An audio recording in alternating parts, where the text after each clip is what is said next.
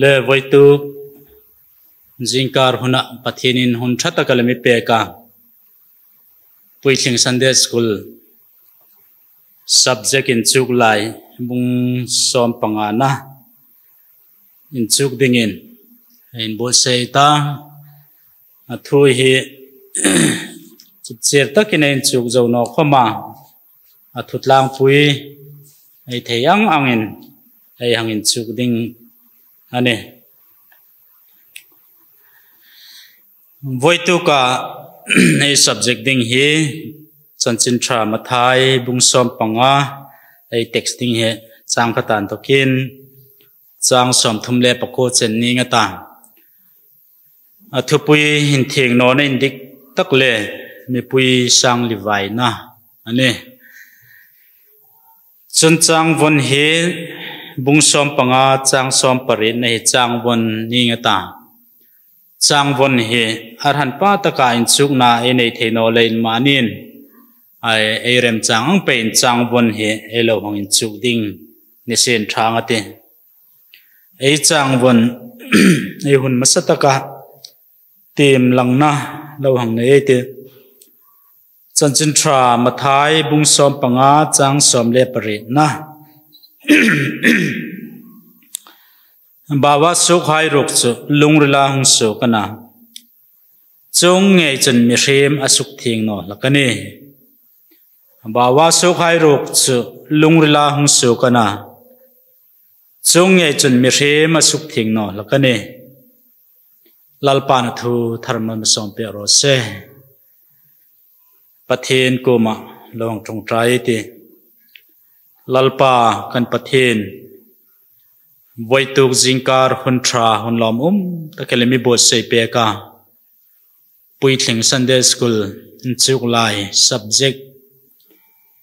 chanchin thra mathai bung som pangana thu in chuk ding kan hangin bo seya hril na kong le ngai thlang na kong tin renga nangin mi puila I thu hi hril sol loading le ngai tu khama ngai sol lowa hi subject sunga kan ring tunun na dinga in chuk ding poimo le tool hai kan in chuk sok theina dinga voi tu jingkar kan program he mal som dingin lalpa Yesu min kanum he che amen in theng no na in dik tak mathai bung som pangana chang khata in thokin ai the yang angin lo hang enai te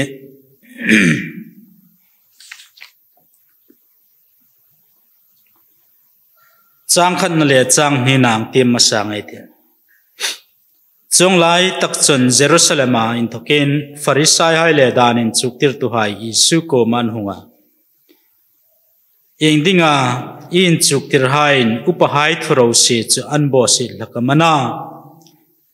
beyen fak pha kutan sop ngai si no anta Yesu Genesaret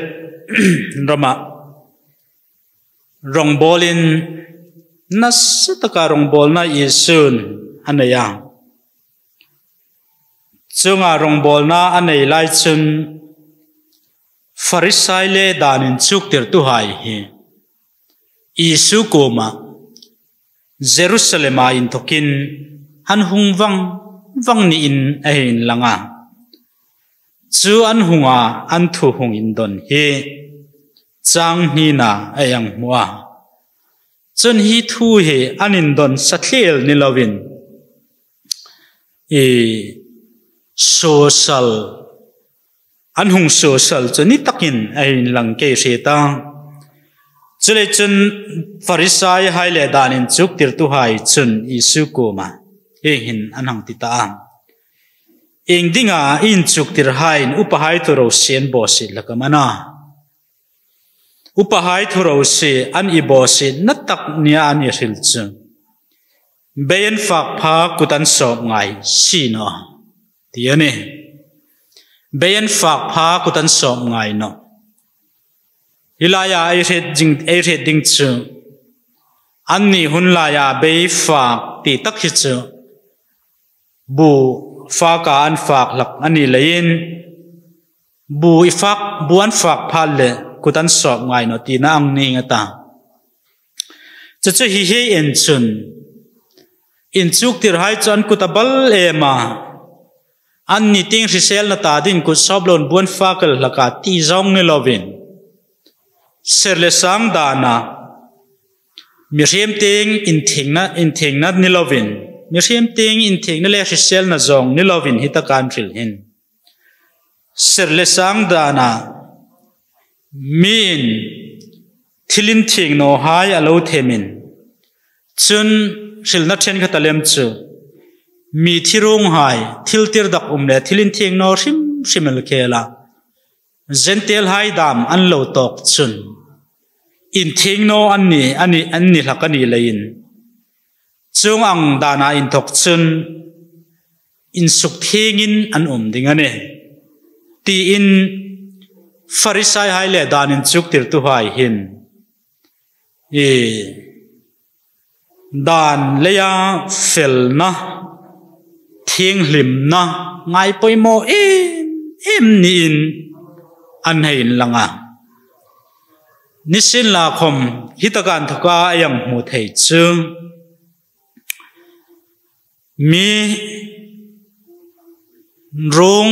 mi thirong alo them le mane zentel hai lo tok pal le mane in thing no na sim anei leya in thing in suk thing na dinga kut sop dinga ti hin ai en chun anni in Mose dana ipek an ikeng ko he ngai poimu takin mi pui lai in chuk tirna an lo peka amiro culture sudan chu thuro se bo se anga in langa chu isun adon le na ayang muhin asuk ching em in ke se ta chulein Exodus bungsom thumna chang som pasaria in toka som ni le pakhat na laya Mose ko ma dan pe ka lo khan min thing lo them fupal hai khoma an kutan sob lak ding ani ti ani lein Leviticus akhom khan Mose dan lo pe Leviticus bungsom pangana lai khan ei muwa chu farisai hai chun heng dan hai he mi pui wan tlang ni tin nu na mangdingin an lak lu ta chuleya isu in chuk tir hai be fak dan khom he an soi sel ni nan lang ane chulein isu na don na chu chang thum nan tokin chang ruk na chen khan ei muwa chunama chunan ko ma nangni khom engdinga in thuro se leya pathen thu pek in bo se ta mana pathenin inule pa choi moiro tu khomanu amane apa amane sil seta phot chu thitei te ro se atisia nangni rok chan tu khomanu amane apa amani koma misor na ding hi pathen ko ma pek anita tita phot chun anu amane apa amane a choi moi ding ani no tilaka chung chon in thuro se lein pathen thu che in bo mangta ani he isun adon na hin anne chon Mose in chuk tir na dong zuin thuro se in zom ding le in za ding anin chuk tira chu mi pui Israel mi pui po khan zomin zui hai sen tia anin chuk tir lain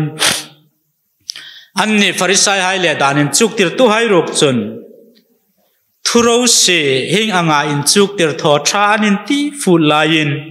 isu rok chun in thuro se mangin pathen dan in bo se tane in thuro se mangin pathen thu in bo se tane chu ahang tia isun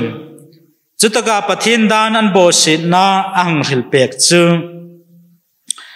pathen ni nu le pa choi moiro tu khamanu mane apa mane sil sita phot chu thitei te ro se ati jing lain nang ni rok chun tu khom anu amani apa mani koma imisor na ding hi pathian koma pek anita titaphot chun anu amani apa mani achoi moi ding ani no inti laka ti thu isun ei hril ani hilai thu hei en chun inu le pa choi moi rong ti thu pek poi mo emel mune nu le pa choi mo ya in pa ka varil moel nilovin anni farisai le danin chuk tir tu hai chun mi tu khomin anu le pa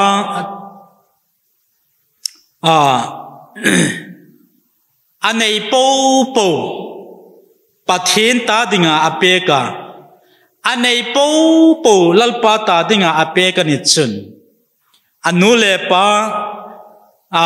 enkol na mo phurtanonia ama chana nu le pa achoi moyane ti kha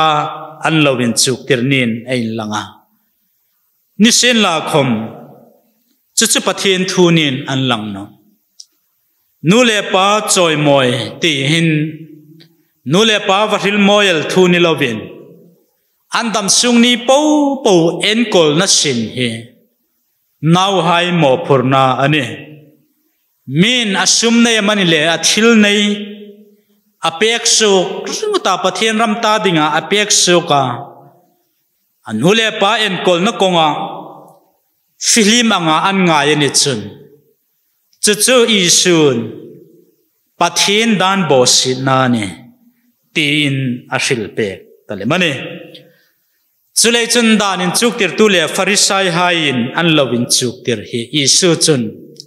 in thuro se mangin pathin thu in bosi tane ahang tia hin hi laya anung so salna kut sob lowang buan fakal beyan fakal leya thuro se bosi anga an tum hin isu ro kal chun annin anhungin tumna ne ka nasalemin pathin dan an bosi thu hi alowin thetir nin an lang ane chulei chun farisai haile danin chuktir tu hain thuro se an bosi tal ni lovin pathin thu an zom na pathin thu an bosi ta chung chun in thuro se lein pathin thu chu in bom hang ta ni ti in isun alo kong nin an lang ane chu thu chu zole isain alo hillok ta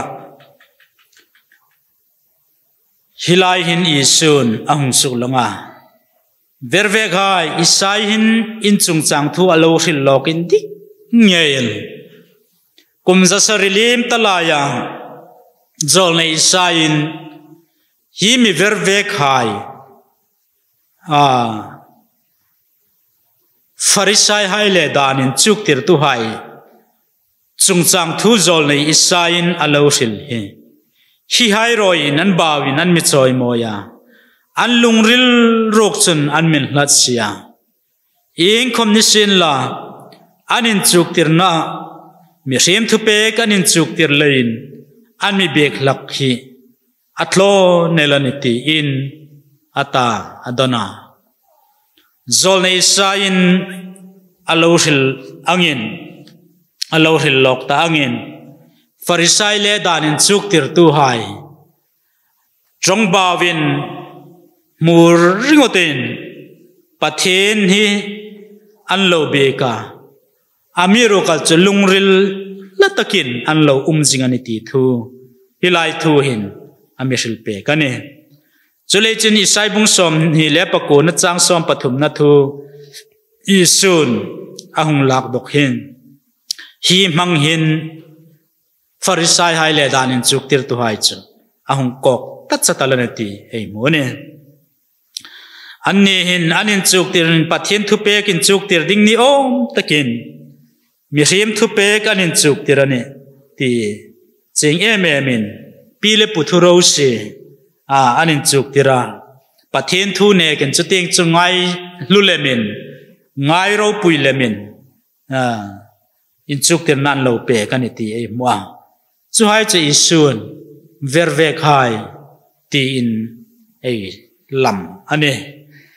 verve ke ti umje tak chu mani ni na lo anga in lang hi verve ei ti chu ni nan langa mani ni na anga in lang ni lovin mani ni na lo puya van langa mi tha mi fel ni om taka lungrila that na fel na i khom nei si lo pote ngin langa thang taka in lang si hai mi vervek ei iti hai chu ni nan langa pathen thu oi anga in lang si khan pathen thu hayan bo se laka chule chun lungril te nga in thoka sol na hung sok hin poteng pang fel taka in lang lakni sen la khom mi verve gai cha lungril se takin pote nga in lang moi to min annon an mang lak hi mi verve non chunin ain langa chu chu jol nei isain alo hei ril lok ta isun lasukin farisai le darin chuk tir tu hai kok na in alo manga an mi ji char ani bok lei hin ani hi changku na hi takain changku na chen chongchen ayang zo ni sen la hilai sunga ein chuk dinga dit ei ti hai then khat ei suklangai ta chang khat nan to ka changku na chen a hin ei mu chu hi thuro se thudik anga in lang si mirogal cho pathin thu ne ka ngai poimo lem na hi farisai hai le dan in chuk tir to hain an fe puineti ei mune ei tu lai kho ve la khom he nei ena pathin thu le inzul chuni ang reng si a mirogal chu khovel thlek dan le pile pu thlek dan nu le pa pile pu thu ro si pathin thu ne ka ngai poimo lem thlatel ring tu hai lai khamin thei ane nisen la khom ring tu indik tak ni om taka in lang si in pathin thu bo se jing si in nu le pa enkol na chung chang thua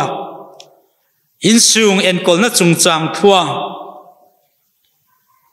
pathin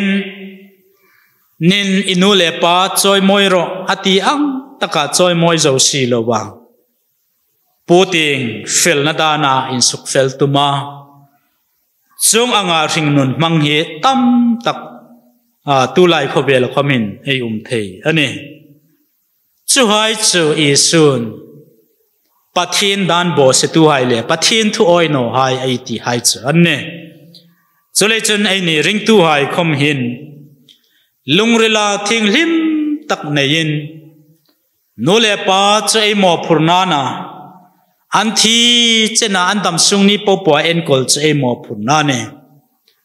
chule chun in thing khovel dana moile atra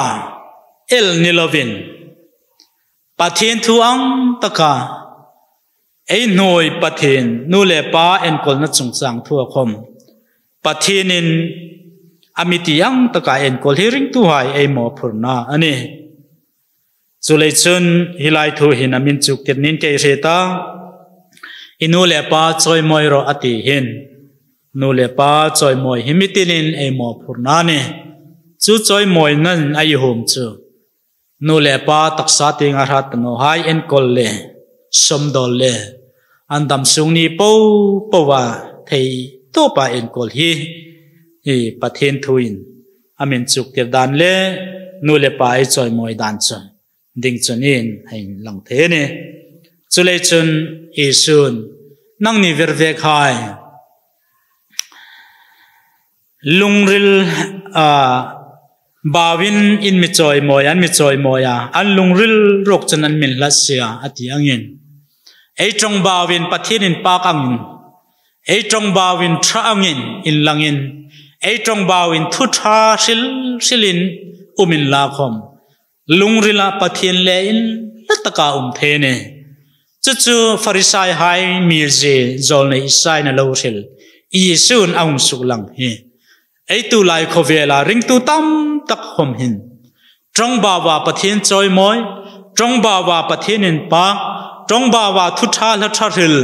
amiro ka chalungrila pathin le in la si hi ring tu hai lain tam tak umpal roye ti hi in lawa tak zetane chulei chun chung mi hai chu pathin ram ing ang thoi sin la khom ing tinamar hila an mi bek lak hi athlon la ne ti chu pathin ram ing ang in thang la in pathin ram ta din in mangai sin la khom lungrila pathin le in latlatal chun an rong bol na le an thil tho ing kim kha athlon na ne ti chu chulei chun ei pathin thun amiti pe ka ni le in lungril a ang pe he ei phursu lakani lein lungril suk thing lim na hi poimo em chu ei nu na khom ahungin langding ani mi suk thing no tu chang so ma in to ka chang som ni na chena khanai muwa i theyang ang nang en som no koi te chun mi pui chu akova an ko ma ngayun la ngai lo thim ro bawa lu chu mi rem suk thing no tu ni no bawa so ko chu ngei chu mi rem suk thing no tu chu ani le mani chu lai chun ain chuk tir hai an hunga ko ma farisa hai in kha thu khan reta an lung ni no takha i retam anta amarok chun kung po ka pa wa na mi phun no chu phoi dokin umante an ni chu poisa no ro thoi tu mit delan ne chung chun mit delen mit del ma thoi chun khura thlare lanti ata adona khata ka ai mu thai chu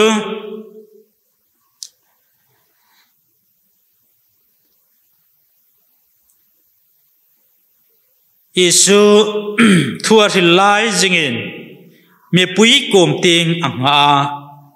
te khi thu toy ten me sem ba wa lutin asuk thing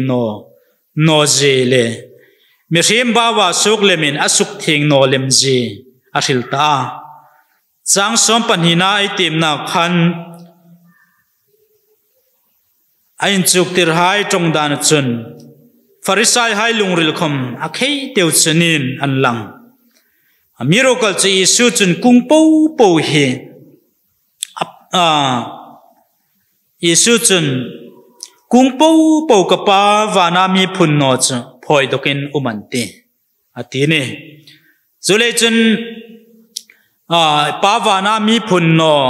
ta pho chu phoi dokin an lom dingani thu athila middel boka thoi chun khura tlarelanta tu khom andam no ding ani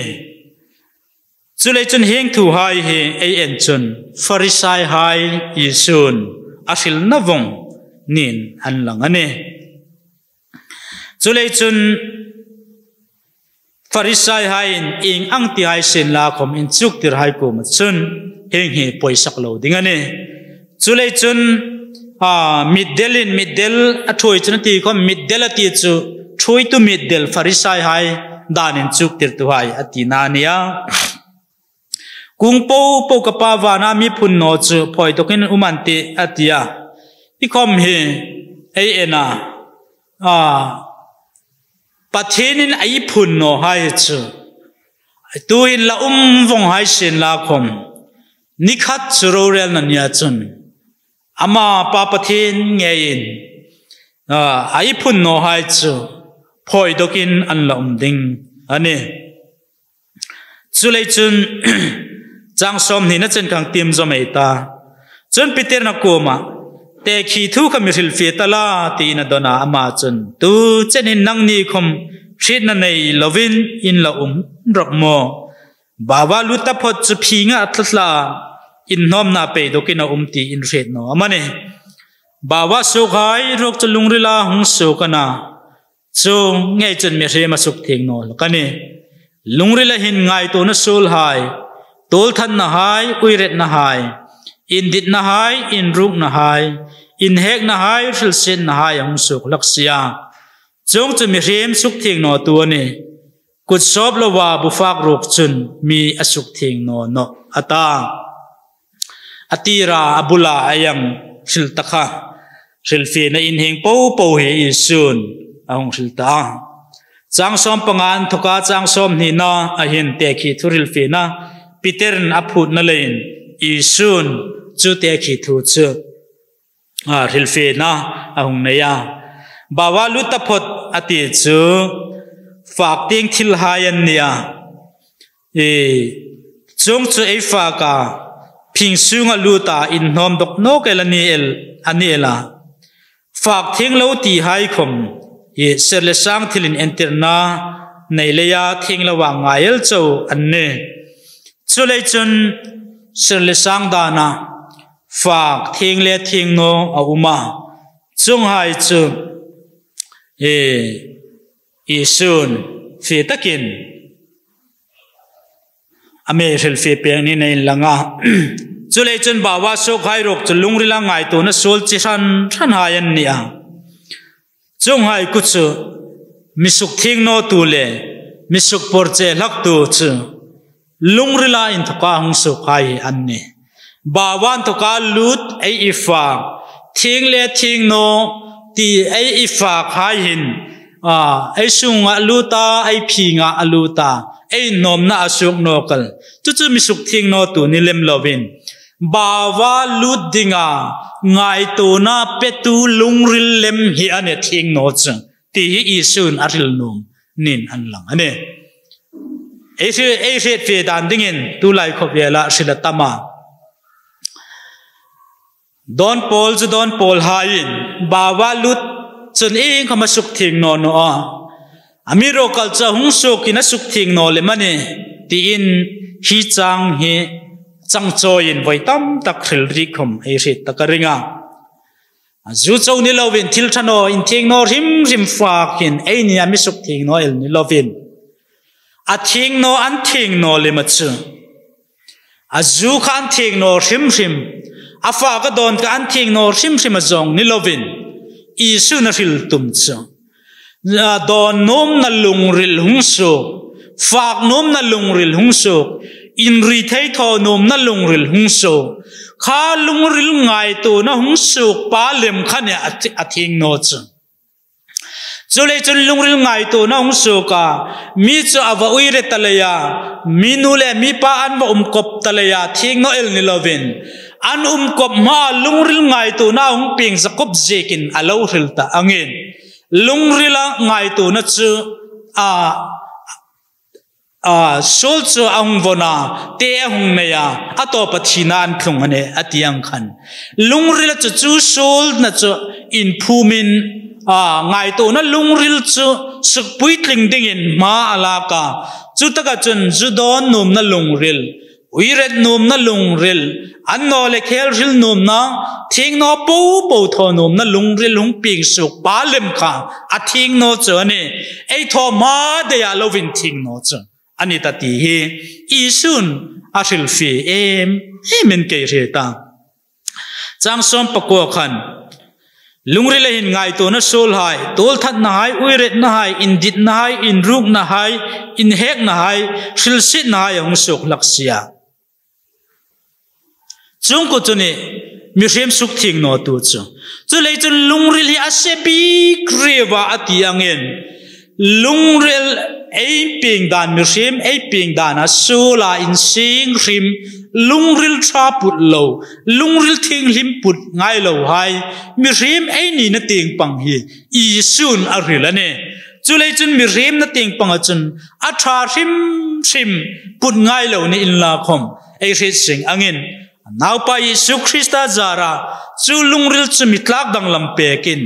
lungril tha le thing lim put ngai lo wai kha now pa Yesu Christa lungril in trom puin Christa lungril ei hong putalein ei nun suk dang lamin ahong ta lungril tha ayong nei theya lungril thing lim ei hong nei theita ani chu lei chun hi te nga in to ka po te nga in to ka sol hung lut kha ami suk ami sukpor che tu ni lem lovin mi sem na I peng pui sol ai nia ai peng pui ai lung rila thlat lung rila phursuk nom na lung rilung umye apor sukpor che tu chu anile mane chulei chunan nom polan hi thil hi ani tin suk luma umai ti tak sing nun kha chulei chun mi rem suk thing no tu chu kut sop lova bufa kel kha mi rem suk thing no tu ni talem lovin ai lungrila ngai tu na lungril tir dak por che thano tak tak ai ngai tu na lungril kha thakani ami suk thing no tu takal chu ti chu isun amin chuk tirane chang som ni na chena chu chen chun ayang zo ni sin la hitaka ayang hu thei chu ai ni ting sing nu na ain chu ning tu kam kan ayang sil ta pote nga in thoka thilung lu the ami suk thing no tu taka ain tum rop lak amiro kal chu eng ang sul khom ni ro se hitaka isil hai po chang som pakona ami ngai ton tol that na hai uiret na hai indit na hai in rung na hai in hek na hai silsit na hai ang suk lak nai po hi pote ngan to ka hung lutel anno lungril ngai to na in to ka hung in tran ane hi hil chu lungril ngai to na chu suk pui tling tumin thei to pin min ma alak phat pa chun ang suk pui tling telaka chule chun chu te ang vona hung suk pui tlinga hung phat chun mi sem sing nun kha ang suk se talakane te mone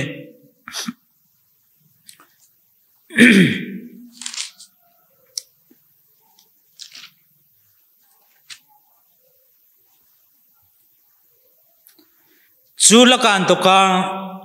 mitam tak sing nun suk se ta ang hin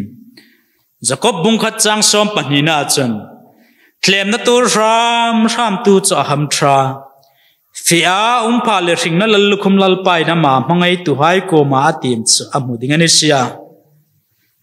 tu comment tlem na an tuk lain pathini tlem ka ni tinoro ai se pathin chu soli tlem ro la ni no ama comment tu khama tlem ngai no mitin mani chakna thoi mangle hi pa an chun tlem na an tuk le mane chun chang na chun te vona sol nei lak chun sol chun ahung pui hlingin thina ahung suk suk lak kaunau dit takhai hlemin no ro ti in Jacob jek tu jin amilo hil pe kane chulei chun mitin mani changna thoi mangle hi pa ei thu hi Jacob jekin amilo hil fi pek emalane chu changna chon suk puitling te in nei tir suk puitling numna amin nei tira zudon mi chu zudon changna alungrla jing khan zu in don zu chakna kha suk puitling num le in zum huna pana chu ang chon thil dang danga khomane chu le chon lungril hi asebik rewati angin lungril thar lalpan ami pe mangin ring tu thatak ni in la khom heng lungril theng lim lo le porche tak taki puchang voi tam takal mane chulei chun i sun e malo tia uire noin timo ke rok chun mi tu khom nu mai ngai mela mel ta phot chu uire ka tiane tol that noin timo ke chun mi tu khom a u nau theida tu ta phot chu tol that ka tiane tiane chu aum je chu e mana pote nga anlanga tol va thatamane annole nu mai wangaya mane elkha uiret na mane tol that na alone isu na iril chu lungrila ngai to na sul kha ani asul big reu ase big reu aiti takal chuku chunan nom hearing tunun hi asuk thing no laka asuk porche lak chu chulei chun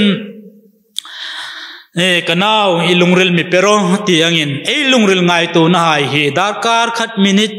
khat khom thing lim man lo ring tu hai ai ni lak lein sole ai nya hin suk puitling na rob lak lein alu ting ni lovin ai nya lungril ngai to na ting sol so he suk lum pe that pe chu ring tu hai voisunia ai tho ding ai chuk dingin kazuk ditane chu ai lungrila thil thanong peng suk chu ai suk lum no ani chun suk puitling ding le chu va phur suk dinga thei to pin thang ayang la khan ato pa chu ai ni bok ring tunun thina ring tunun thrat no na chauna min tlun tu ahung ni nok lak lein chu lungril chu suk theng lima lalpa lein pola krista lungril puthei dinga ring tu hai he ein bu sei pe atulin apoi mo tak zet ani chang som ni le pakhat na in to kin chang som ni le pari na chena khan kanan no mei ring na ai mu khakang suklang na kai te chun isu in chutaka in thok chun asoka turale sidon bela feta chun ngai ta chung rama in thok chun kanan no mei pakhat hung soka lalpa David naupa milungin si drukha kanaw nu khori na man satane tina kheka amarok chun baukhat khomina donno chunain chukti rai chun ein hunga akhe ka khek sia in federal tala ti in anhungena amarok chun Israel namlaya biramin mangku mano chu tirkanino ata adona nisinlam nu mei chu hunga lalpa misanro tin chibe buka chanama chun naw hai be lak pe ka ui hai ko ma pek chu amoi no e ata dona ama chun lalpa ni chune nisin lam ui hai khomin an pu do ka na in to ka be noi tla chu an fak kan nom ata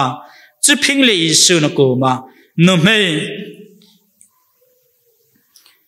iring na na emel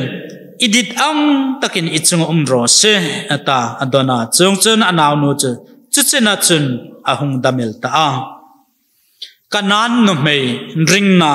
ayang mu ane isu chutaka in thok chuna soka ti ei muwa itaka hin Genesaret drama rongbol na nasa taka nayamitam taka sukdama sutaka chun farisai le danin chuk tirtuhain isu chun rongabol jing lain thu an hung in dona chung angan thu in don hai ashil fi pek zo nung chun chu muna in thok chun turale sidon bela isu chun afeta te mwa sutaka chun chung rama in thok chun kanan no me pakhat chu anang tuk ta aniti ei mu ane isu hi farisai hai le amaring tu hai lai hin chu sot pe amaring no tu hai lai hin chu sot pe be no ni in ein langa chule chun hilai khom hin farisai hai le in bek na mun Genesaret mun kha suksanin turale sidon bela ang fia na in thokhin Genesaret in thokhin mel som nga borvela hlani dingin silfetu then khatchun an thila chu gentel hairam nisen khom judami khom thanem tok tak an uma chuna maring em tu hi kanan mi atia hitakin numay pakhat anang muwa isu ahang kaudan he su kanan numay pakhat an mu chun lalpa David naupa melungin sidra hi kanan numay hin isu ahang kaudan he lalpa David naupa ahang tikhir hi ang sui chun sui ding tam taka uma cha toy jong nang silin la hi kanan no men isu hi me si David naupa ti lalpa David naupa isu David nào pa ati hi Messi ani na hi apomane ti hi aching em khela Isu chalalpa tin ahung ko hi kanan nu mai yin lalpa Isu alo hai mudan hi amuching emin ain langa chulai chan Isu Messi ani na khomya poma lalpa pathin ani na khomya apom thlap nin an lang ane sutaka chun lungin sit na hi angen molal nin an lang bok ane chun hi kanan no mai hi tu lai tong takin mi bright devil ni in ain langa chu Isu ahang bek puidanin anaw nu khorin aman tlatlein sukdam pek hi angen ane lalpa pathin ingkim tho thei natin reng sukdama mitam takin damna an ichang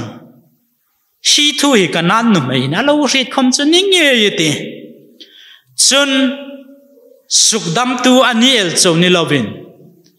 lalpa pathin ani ti hi apom nin an langbok ane chulei chun Isu Messi na poma thil tho thei pathin ani ti hi apom ane ti asuk ching em na cha chong bau hin asuk ching in an langa zonga lalpa David naw pa milungin sidro kanaw nu khorina man tlat ani ti in na kheka hitaka in ayang mu thei chu Isun bau khat khomina don no line in chuk tir hain ei nunga khe ka khek sia in federal tala ti nan hung ye na amarok chan Israel nam hai laya beramin mangko mano chatir kanino ata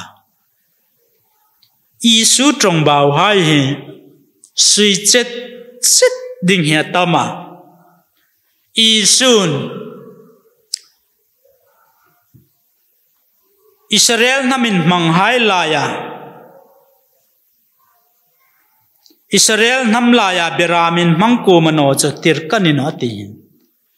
Israel nam he nam pumin anin manga anam pumin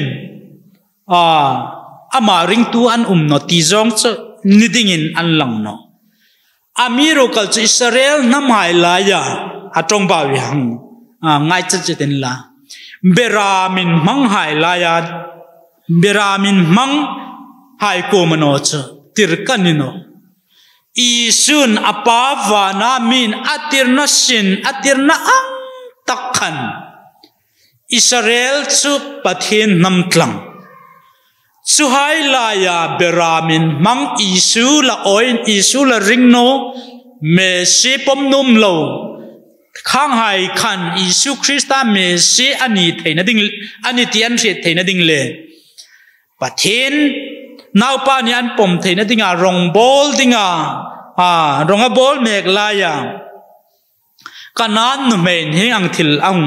hril hin hilai thu hi yang en chat chun Israel hai ring nanilawa gentle mi kanan mi ring na suklang tum na hi hilai munahin nasatakin anin big na trong kama in thokhin kanan numei ring na hi aro puisi suklangin auma Isun Israel nambera Israel namin mang Israel namlaya beramin mang hai laya no chatir kanino ang ti trok laya kanan nu mei trong baw hin nu mei chun lalpa mission ro tin lalpa Isu chi be buka ti ei muno kane chule chun lalpa mission ro achunga thilhlung anau nu chunga thilhlung sansuk theitu chu Isu na chule chun chu chi be buka athang pui na hyang ye na ti ei mun chu ti anril kopel chung anga kanan nu mei ringna leya Isu ke bula atluk lut chu Isu nang hu chun Isun now hai be lak pe ka uyai ko ma pek chu amoi no e ang tia trong bao nal taken Israel nam sunga beramin manghai ko ma chan chin tra a Israel kha now hai ti Israel nam hayan na chu hai ta dinga chan chin tra chu lak pe ka ui hai ko ma gentle hai ko ma pek chu amoi no e ti trong bawang nei khan hitaka kanan no mei trong baw hin lalpa ni chu ani ni sin lam ui hai khomin an pu do ka na in to ka be noi tla chu an fak la kan nom ta Isu na ril khan dikane tiraum na san tak chu Israel nam laya beramin mangjong beramin manghai zong dinga tirane chole chun chan chin tha hi juda hai ta ding chuwani ti na lem chu nin an lang no amiro kal chu atirin judami ta ding inana chun Greek mi hai ta ding khomina ne ti angin chu ka nan nu hin alo man ching aninge pu ni ani chu aninge amiro kal chu ui hai khoma an pu hai be noi lek kla chu an fak laka an ru tan fak lakan no Israel nam hai laya khang ang chan chin tha a ril jing laya a lek kla dong sin la khom adam pui ding ani ti hi amut thlatane chulei chun chu phing chun Isu khom chun henginong tita numei iring na chu anasha emel idit ang takin ichunga umrose tita chatalane chulayin kanan numei ring na lein ani na ang takin achunga anaw nu chunga chun khori iman sansuk dinga angyen na ang takin thlung ro se atilen chu hun la chun damna atlung ani ti chang som hi pakhatan to ka som hi parieta mone hilai thua ein chuk dinga kazuk dit chu mi beidong khori iman anaw nu khori na iman mi beidong milung jing dam na bei sein Isu apana chu Isu ai pan chung Isu chu pathin nau pa ana me silal me se ni sukdam tu ana sansuk tu khamana sandam tu ani ti he amuching em lein apan chuta akebula bokpin chi be bu kan ti he hilai hin ein chuk dinga kadit mi lungai mi beidong voisun ko mi lungai beidong tam tak me ti chen chu ripui le ya lungai da chen chu khosak na le ya lungai da chen chu nat na le ya lungai beidong da chen chu mit titlang na thina le ya khosot beidong mit titla beidong oi ngoi chen chu in rui thei sal tang na muna beidong khom manta chen chu nu mai pasal na thila beidong ta ngoi ngoya building ta komre ta lo ko mai umalte amiro kal chu voi tu khin hi ka ril no mani min isu a re chinga eng mi khom ni ro se kanan mi sertan lo nam khom ni ro se eng ang mia mi porchele mi tirdak khom ni ro se mi hain ui ang chawan i mu khom ni ro se eng anga trop nok khom lo ni in la mi in isu Krista ke bula atlut phot ani chun amma bulahin mi atluta ani na pom tu hai ta ding chun isu hi ing tik lai comment in ro lova pelak tu chu dam na pek lakane unaw hai voi tu khin ibei dong na mula in to khan isu ke bula suludro ibei dong na roman to khan bei sei na thar na in isu Krista ke bula suludro ei ring na ang pain thil tho thei na he suklangin auman min pathian ring zo pochun anuna pathian thil tho thei na suklang na pe ni ti he voi tu khin ein chuk ding in dit katia chulei chun isun tu khom no la nei no tu khom ipor cheta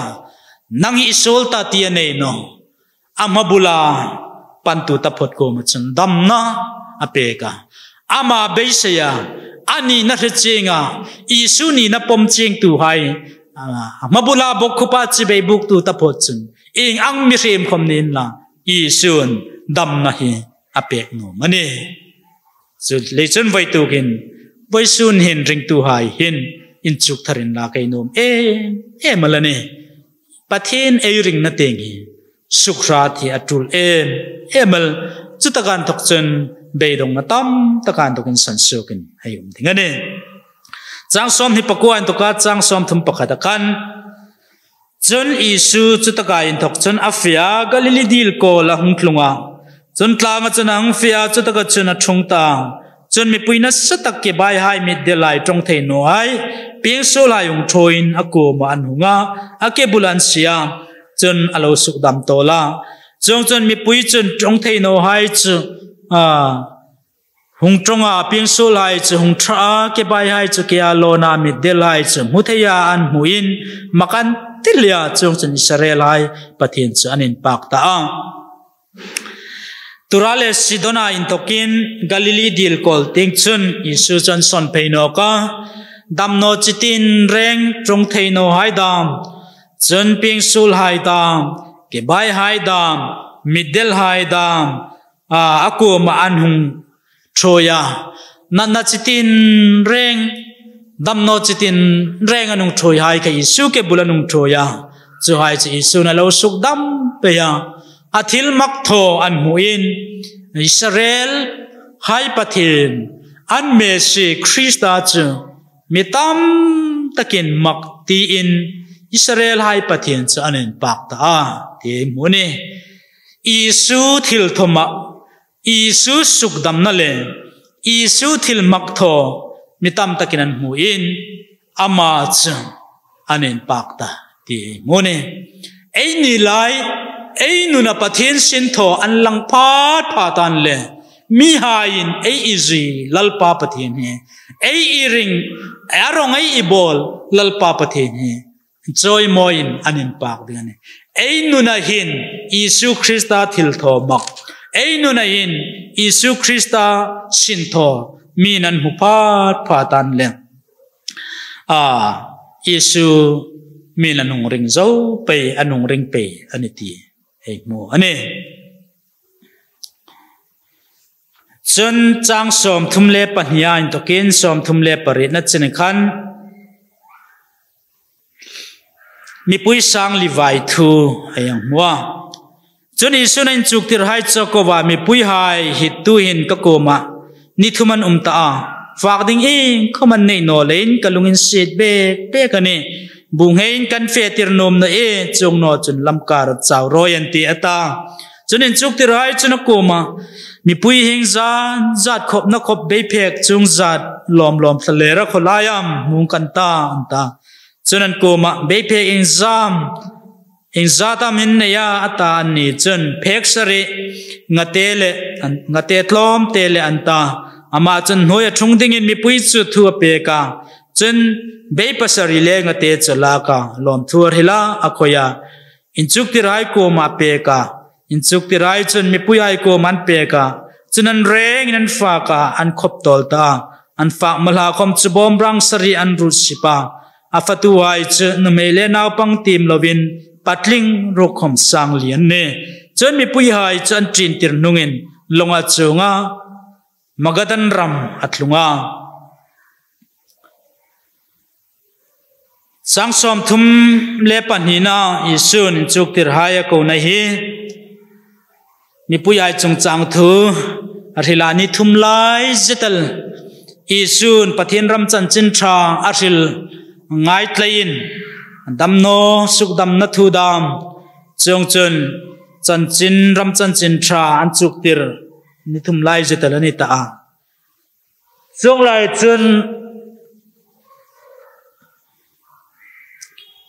phing drama mi pui hai phing drama in ting an ki rel ding hi alungin sit le chu ani chule chun mi pui hai ni thum lai zet fak le don lova anang umal ta chu pat asuk dam na mak tak thil hlung hai le chan chin tha ngai tla anang kha isu na lungin sitang nisin la kom ni thum lai zet tai sin la kom mi pui hi trin dar ahun ta lein in tingan in loiding ni tai nain langa chulai chun bunghein kan fetir nom na e chung no chun lamkara chaw roi entity in yang muang Yesu na tho tum chu hilain chang som thum pathum nai na huin lang ta chunin chuk tir hai khom hin mi pui sang avai laya athil tho kha an thit jing churing uma mi pui hengza zat khop na ding hi tlalera be phek chung zat chu kholayam mungkanta tia chuk tir hain anang don khan be phek hengza ma uma phek sari ngate thlom tele chu chu aum thu anang rila ama chan noya thungding in mi pui chu thua pe ka chung chun be pasari le ngate chola ka lom thua sila khoya an chuk tirai ko ma pe ka ti mune Yesun ramchan chin thar hila an chuk tira mitam takhela sukdama nanatin reng haya sukdama chunga an lai chun ping tram tang char hitumen me pui patling ro khom mi sang li lai zetal anne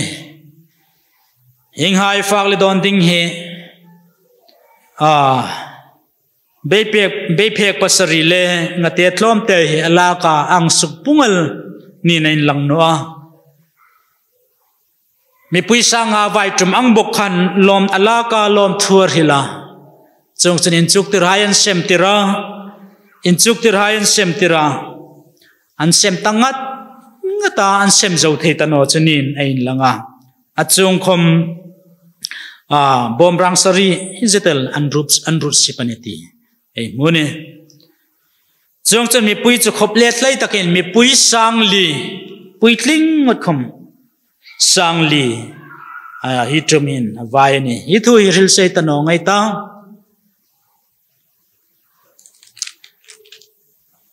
atom na taka ayang shilnom le hi taka in to ka isun mi pui sang li phing tram hai inti ngai loi mek ding hai hi malaso maneti e mu voisuna ring tu na ai ni ting comment chuk ding in dit kai tia be phek pasari le ngate tlom te hi ka hil rob laka mina thil nei sun lalpa koma apek phal phat phatan le malso mina lakane lalpa na sukpung lakane ti hi asuk ching e malane chulai chun hi taka ai muangin be phek pasari le ngate tlom te hi isu nang pe ka chung chun malasoma tam takin an fak seng no rawaniti mun voisuna ring tu ai lalpa malsom na e idong pathin malsom na e idong hai he malsom na petu ting panga hlok na dinga lalpa na nom anga amang dinga pelet ngam tu ko main pathin thil tho theina sukpung na umla pathin in sukpunga pathin in malasom lakani ti hi hilai munahin ei mu the ne chulei chun atlo matam thun no ing khom lawa in thokin lalpan tam takan changtira thilchi tere khom lalpan ropui takahin asim the ne nang le kein lalpa mal som nai dong hai hi aram ta dinga min pathen ta dinga lalpa ko ta pe phaltu ta phot ko machun lalpan malalo soma lalpa na sukpunga adong veno hai senin khoblet lei takin an fa ka khoblet lei takin an the ni nang le ke lalpa mal som na e idong lak hi voisunin lalpa ni kutamal som na lo pek che ni khoma nang le ke kutamal som na hi lalpa ta dinga lalpa ko ma pelet ve tu hai ko ma hin tu khominan chan no fak seng lo lalpa na pek let le mani lalpa na sukpunga malasoma chule chen malsom na dong ve no ing khom nei ve no hai chenin an lo fakin an lo tlai pui ani pathin ramahin chung chu nang le ke lalpa thil hlon pe ke idong hi hai hi lalpa kutain lan nga mai ta lalpa na sukpunga ta mi tam tak phing tram le be dong hai nan lo tlai pui ding ani chu khela chun tlarau te nga khom eyang thira tlarau mal som na nang ni lo donga inuna tam takel lalpa pol lim nei lo chang kha mal som min lalpa mi tam tak tlarau nun sem tharna na manglak angin ei ring nun he mani ta ding chawa ringai ni tanwa ei thia krista ta dinga singlem ta dinga lalpan ami sem hai ni lein mi hai fa theiding le mi hai fak dinga lalpa na sukpung thei dinga ai sing nun he lalpa ko main pek thar ropia poimo em chun chu khela chun thilhlon pek tam takel ei ram min ei donga khovelin adonga borok thing lim thing le ro ing kimel ei lalpan atlona ei mangding hi voisun hi nami pe kane ei tu lai khovel ring nun le inzomin oxygen lutji hi ei hi thar singke ringa ke kam ka lawang sud velaka kaping tlak lima in thoka borok thing lim atlona ka hi blu tapo po man ding e amalai khan social media voitam tak po sina uma khataka in thokan kang sui chen ke lalpa mal som nai ka lo ba dong na salom lom ngai de ka thung ding ni sen la chu ka dam sung khoma kai thung zo lo ding le ka rul seng lo ding lalpan thil ton pe borok thing lim amilo pe kal dam wal lu de o katia thing le ro fak le don ding wadung tuitlan ding atlon adit tu ka khovela ayum sunga ei dam pui ding le ei sing pui ding lalpan mi pe khai hi in check lova lalpa na mi pe kani ama mal som na ni ti re in fak seng lo khom hi suk an bom anang rut da pa fak seng no hai che pe honal rovi pe honal roti no sim fak seng no hai po khom an rut sip da pa chong chen bom rang sari zet an rut sip ani ti ai mo ne lalpa mal som nei anin check no renga chulei chun that takin an wong ani ti ai mo ne voi sun in lalpan nang le ke ku tamal som na mi pe khai he ama ro pui na dingin ama